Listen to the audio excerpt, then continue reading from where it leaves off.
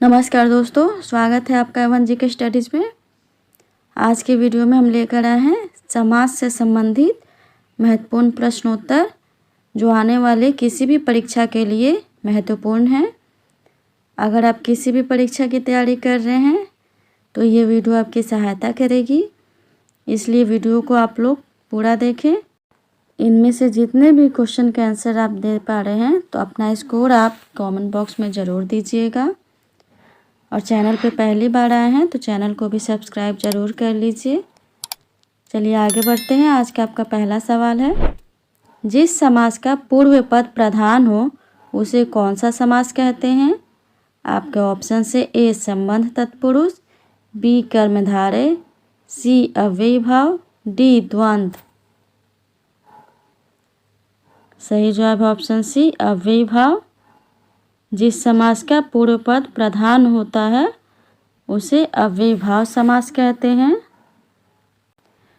अगला सवाल, निम्नलिखित में से कौन सा समास प्रकार सही नहीं है? आपके ऑप्शन से ए पंचवटी द्विगु, बी विद्या भंडार तत्पुरुष, सी पर्णकुटी द्वंद्व, डी यथा नियम अव्ययी भाव। इसका जवाब जानते हैं तो प्लीज़ कमेंट बॉक्स में ज़रूर दीजिए। सही जवाब है ऑप्शन सी पर्णकुटी द्वंद्व।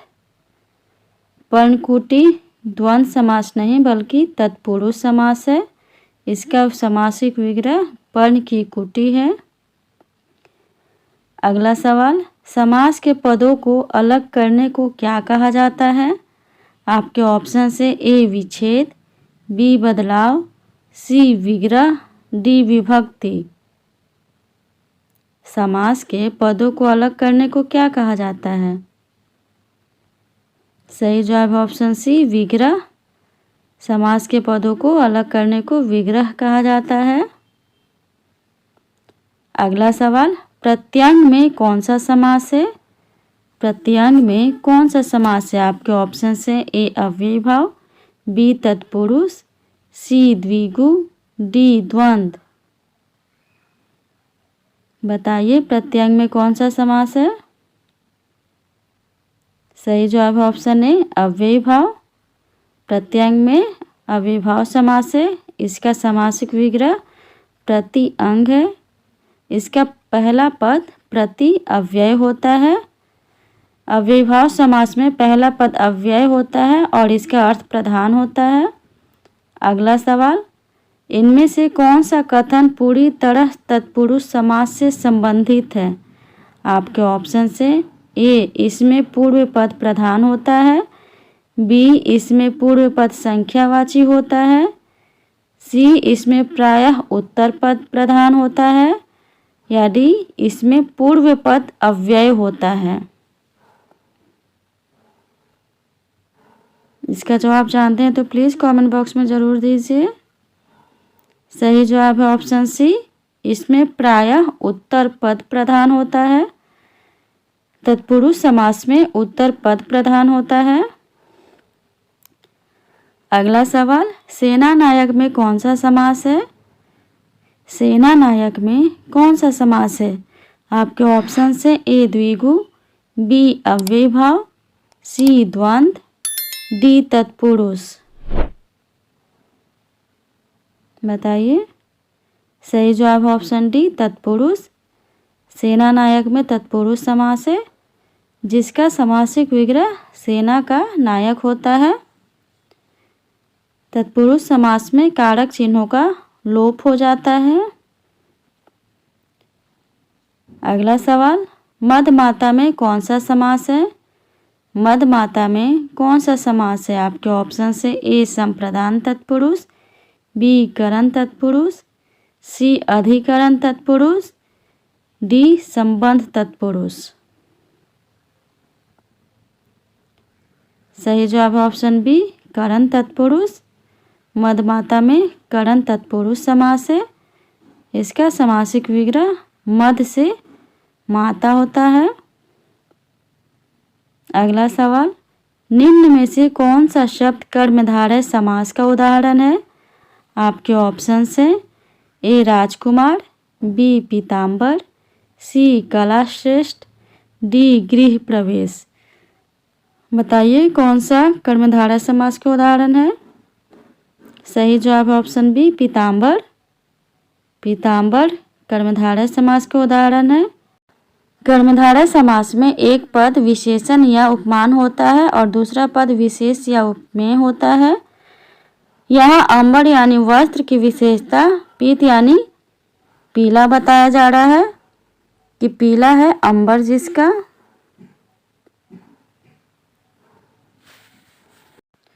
अगला सवाल, वचनामृत समस्त पद का विग्रह होगा। आपके ऑप्शन से ए अमृत रूपी वचन, बी वचन और अमृत, सी अमृत जैसी वाणी, डी वचन रूपी अमृत। बताइए वचनामृत समस्त पद का विग्रह क्या होगा।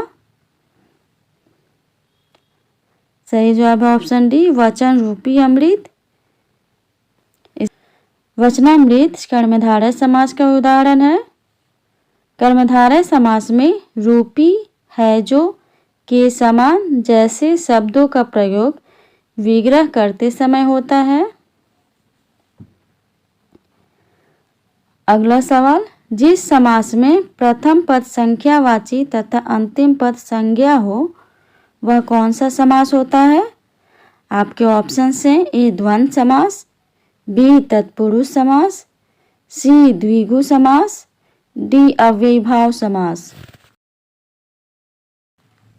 बताइए। सही जवाब है ऑप्शन सी द्विगु समास।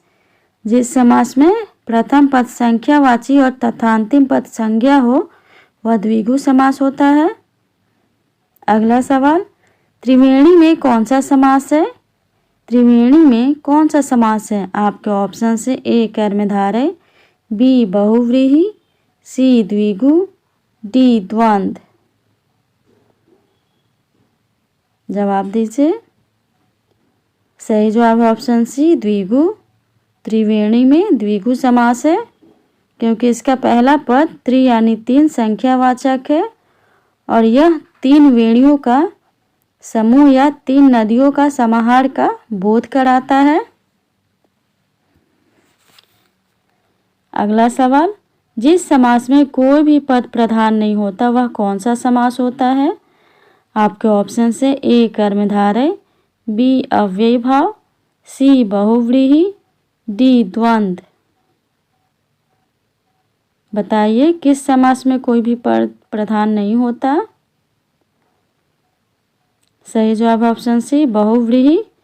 बहुव्रीहि समास में कोई भी पद प्रधान नहीं होता। अगला सवाल, मन में जन्म लेने वाला किस समास का विग्रह पद है। आपके ऑप्शन से ए करण तत्पुरुष, बी अलुक तत्पुरुष, सी संप्रदान तत्पुरुष, डी संबंध तत्पुरुष। बताइए। सही जवाब है ऑप्शन बी अलुक तत्पुरुष।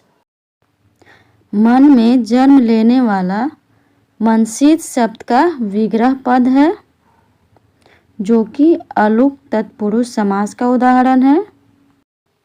अलुक तत्पुरुष समास में पूर्व पद यानी पहला पद विभक्ति रूप में ही रहता है, उसमें कोई बदलाव नहीं होता। जैसे मनसीद शब्द में जिसमें पहला पद मनसी विभक्ति के रूप में बना रहता है जो मन में जन्म लेने वाला अर्थ देता है। अगला सवाल, जिस समास के पूर्व एवं उत्तर पद दोनों ही समान रूप से प्रधान हो उसे क्या कहते हैं। आपके ऑप्शन से ए तत्पुरुष, बी बहुव्रीहि, सी द्विगु, डी द्वंद्व। बताइए। सही जवाब है ऑप्शन डी द्वंद्व। जिस समास के पूर्व एवं उत्तर दोनों ही पद समान रूप से प्रधान हो उसे द्वंद्व समास कहते हैं। अगला सवाल है, गौरी शंकर में कौन सा समास है। आपके ऑप्शन से ए बहुव्रीहि, बी कर्मधारय, सी द्वंद्व, डी तत्पुरुष। बताइए गौरी शंकर में कौन सा समास है? सही जवाब ऑप्शन सी, द्वंद्व। गौरी शंकर में द्वंद्व समास है। द्वंद्व समास में पहला और दूसरा दोनों पद प्रधान होते हैं। इनके विग्रह करने पर दोनों पदों के बीच और, तथा, या अथवा जैसे शब्दों का प्रयोग होता है। गौरी शंकर का समासिक विग्रह गौरी और शंकर होता है। अगला सवाल, सरासर में कौन सा समास है? सरासर में कौन सा समास है? आपके ऑप्शन से ए द्वंद्व, बी द्विगु, सी अव्ययीभाव, डी तत्पुरुष। बताइए सरासर में कौन सा समास है? सही जवाब ऑप्शन सी, अव्ययीभाव। जब एक ही शब्द की पुनरावृत्ति होती है, जैसे हाथों हाथ, रातों रात, धीरे धीरे, तो वह अव्ययीभाव समास होता है। अगला सवाल, कुसुमाकर में कौन सा समास है? आपके ऑप्शन से ए तत्पुरुष, बी कर्मधारय, सी अव्ययीभाव, डी बहुव्रीहि। बताइए कुसुमाकर में कौन सा समास है? सही जवाब ऑप्शन डी, बहुव्रीहि। कुसुमाकर में बहुव्रीहि समास है क्योंकि यह शब्द कुसुम यानी फूल और आकर यानी खजाना या समूह से मिलकर बना है और यह बसंत ऋतु के लिए एक विशेष संकेत है। बहुव्रीहि समास में पूरा समस्त पद मिलकर किसी तीसरे अर्थ का बोध कराता है। आज के लिए इतना ही। अगर वीडियो अच्छा लगा हो तो वीडियो को लाइक और शेयर ज़रूर कर दीजिए और चैनल पे पहली बार आए हैं तो चैनल को भी सब्सक्राइब ज़रूर कर लीजिए। धन्यवाद।